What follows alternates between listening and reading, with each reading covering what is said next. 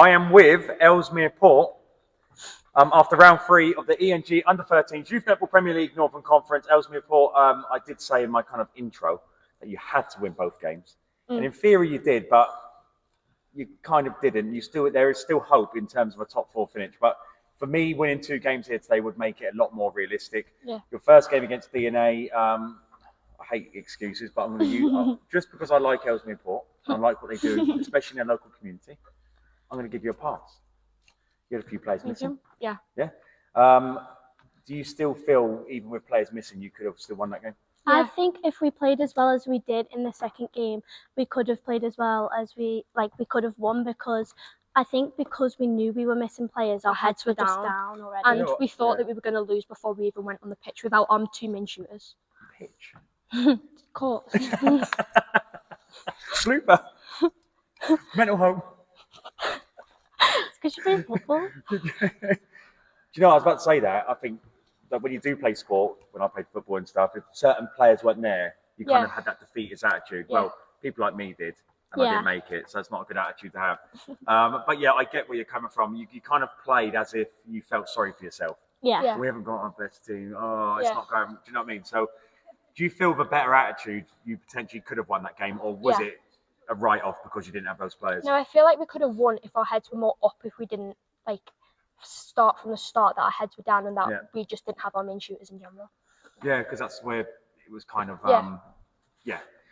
Anyway, we'll move on to Wire, a team that was started the day in 4th. A good comprehensive win. Players came back, unfortunately for Wire, and it was a really good win. And it does keep alive your top 4 hopes.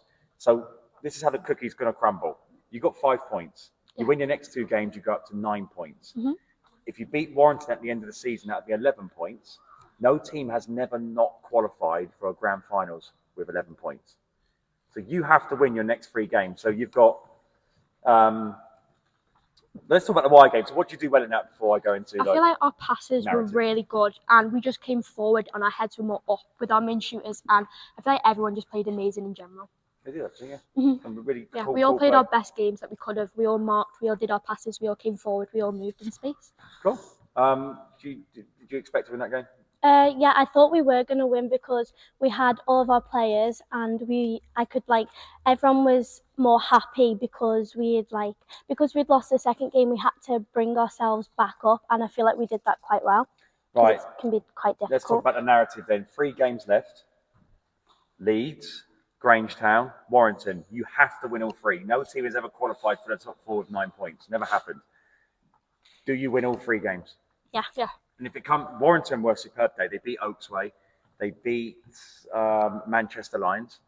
So that could be the game that decides which team goes into the top 4. I think if we played as well as we did in our last match, then we can win against. Are you fearful that Warrington could beat you? Are you quite happy and confident that there's no chance they can beat you? Confident.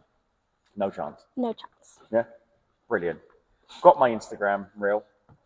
You're going on it tonight, Pearly Pops. And if people don't know you, Pearly Pops, they call you Pearly Pops because back when you were like, was it, how old were you? 7. You did a shooting challenge. You've been famous ever since, haven't you? Yep.